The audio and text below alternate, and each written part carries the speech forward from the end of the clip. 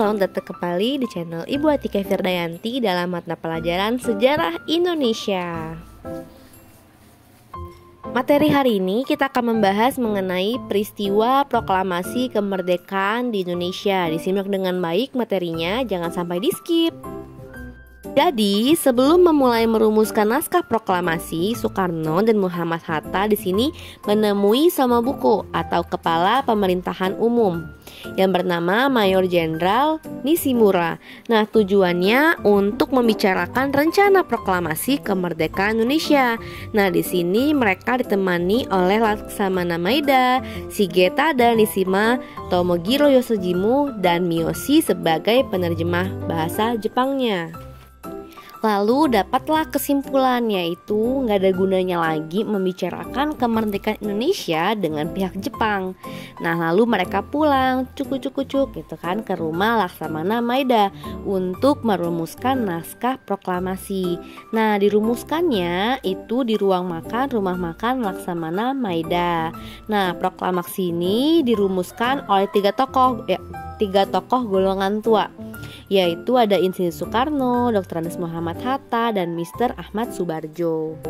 Nah, di sini Insinyur Soekarno menuliskan konsep naskah proklamasinya. Nah, Muhammad Hatta dan Ahmad Subarjo membantu menyumbangkan pikiran secara lisan. Nah, kalimat pertama dari naskah proklamasi itu merupakan saran dari rumusan BPU PKI. Kalimat terakhir sumbangan pikiran dari Dr. Andes Muhammad Hatta, karena menurut beliau perlu adanya tambahan pernyataan mengenai pemindahan kekuasaan. Nah, lalu jam 4:30 subuh konsep naskah proklamasi selesai disusun. Nah, di sini lalu Soekarno menujulah keluar teras untuk menemui hadirin yang udah nungguin gitu kan, dan meminta kepada hadirin untuk menandatangani naskah proklamasinya selaku wakil-wakil bangsa Indonesia. Nah, di sini nggak disetujuin, itu ditentang karena yang datang itu juga ada beberapa orang-orang dari Jepang gitu kan. Jadi kayaknya nggak usah gitu loh kalau tangan-tanganin sama orang-orang hadirin yang datang. Nah, akhirnya di sini Soekarni mengusulkan untuk yang menandatangani naskah itu cukup Soekarno sama Muhammad Hatta, tapi atas nama bangsa Indonesia. Nah, akhirnya usulan tersebut disetujui lah, dan Soekarno meminta untuk Sayuti Malik untuk mengetik naskah proklamasinya. Nah, setelah itu di sini Soekarni mengusulkan untuk pembacaan naskah proklamasi dilaksanakan di lapangan Ikada. Tapi di sini Soekarno nggak setuju, karena kalau misalnya dilaksanakan di lapangan Ikada itu pasti akan menimbulkan kericuhan antara rakyat dengan pihak militer Jepang. Kan di sini posisinya pihak Jepang kayak masih nggak terima kalau misalnya Indonesia merdeka gitu kan. Maka dari itu Soekarno mengusulkan proklamasi dilaksanakan di rumahnya si Soekarno yang ada di Pegangsaan Timur nomor 56, dicatat. Nah, lalu tanggal 17 Agustus 1945 pemimpin Indonesia keluarlah dari rumah Laksamana Maeda dan sepakat untuk proklamasinya diadakan di jam 10 siang. Nah, menjelang pukul jam 10 hari Jumat, susunan acaranya ada 3. Yang pertama adalah pembacaan proklamasi. Lalu yang kedua, pengibaran bendera merah putih. Yang ketiga, sambutan wali kota Suwirjo dan Muwardi. Proklamasi. Kami, bangsa Indonesia, dengan ini menyatakan kemerdekaan Indonesia. Hal-hal yang mengenai pemindahan kekuasaan dan lain-lain diselenggarakan dengan cara saksama dan dalam tempo yang sesingkat-singkatnya. Jakarta, 17 Agustus 1945, atas nama bangsa Indonesia, Soekarno Hatta.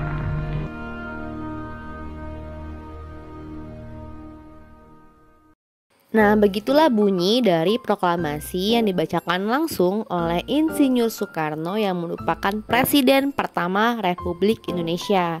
Lalu, setelah dibacakan proklamasi, dilakukanlah rapat secara besar-besaran di lapangan Ikada, yang tujuannya agar para pemimpin Republik Indonesia dapat berbicara langsung di hadapan rakyat untuk menegaskan bahwa Indonesia telah memproklamirkan kemerdekaannya.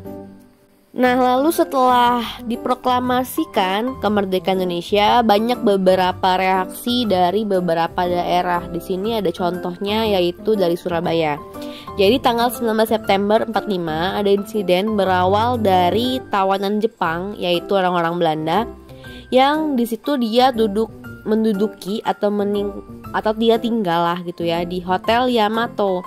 Nah, di sini mereka kayak nggak terima kalau misalnya Indonesia udah merdeka dan udah berkibarkan bendera merah putih. Makanya di sini dia malah mengibarkan bendera Belanda di puncak hotel yang akhirnya menimbulkan keributan atau kekisruhan.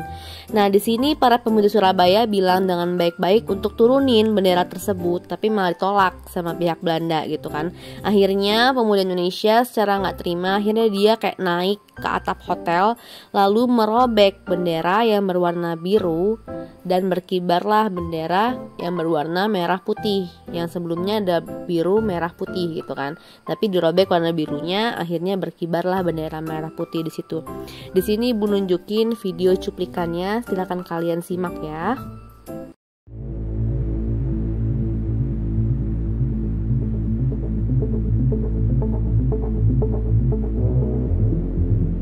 Insiden Hotel Yamato adalah peristiwa perobekan warna biru pada bendera Belanda yang berkibar di Hotel Yamato, Surabaya pada 19 September 1965.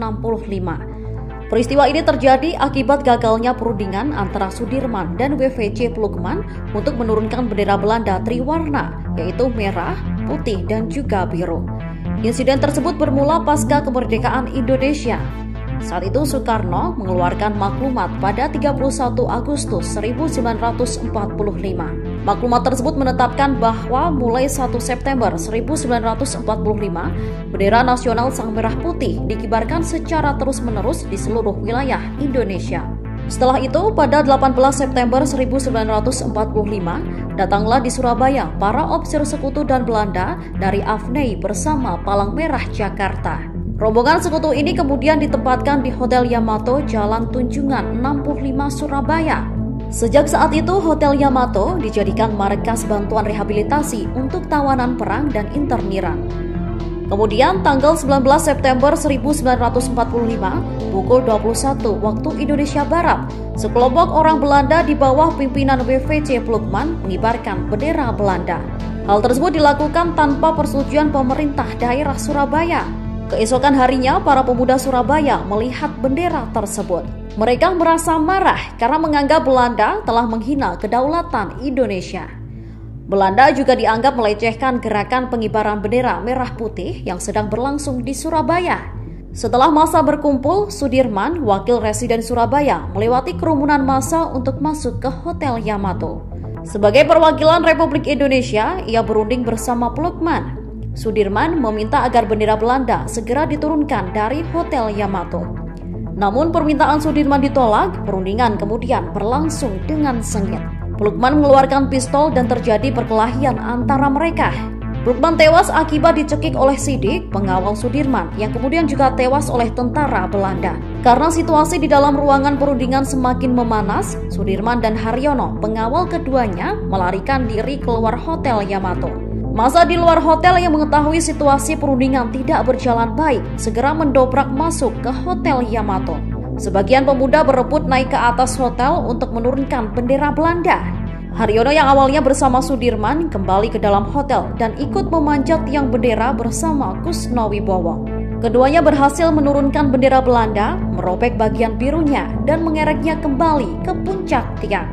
Sesaat setelah bendera kembali naik, massa di bawah hotel dengan serentak dan lantang meneriakkan merdeka berulang kali. Setelah insiden di Hotel Yamato, pertempuran masih belum usai. Pada 27 Oktober 1945, meletuslah pertempuran pertama antara Indonesia melawan Afnei. Berawal dari serangan-serangan kecil, lama-kelamaan serangan berubah menjadi serangan umum yang memakan banyak korban. Akhirnya Jenderal D.C. Hawthorne meminta Presiden Soekarno untuk meredam situasi dengan mengadakan gencatan senjata. Namun gencatan senjata gagal dilakukan. Ditambah lagi dengan kejadian tewasnya Brigadir Jenderal Malabi yang diikuti dengan keluarnya ultimatum 10 November oleh pihak Inggris. Oleh karena itu terjadilah pertempuran Surabaya terbesar dan terberat di sepanjang sejarah. Untuk mengenang momentum tersebut, tanggal 10 November ditetapkan sebagai Hari Pahlawan. Lalu ada beberapa peristiwa lagi, yaitu ada peristiwa atau reaksi dari Yogyakarta, Semarang, Sulawesi, Kalimantan, Banda Aceh, dan yang terakhir adalah Sumatera Selatan ya. Jadi nanti silahkan kalian simak yang ada di grup PJJ. Oke, sekian materi yang bisa Ibu sampaikan. Semoga bisa bermanfaat. Untuk kalian tetap semangat ya. Wassalamualaikum warahmatullahi wabarakatuh.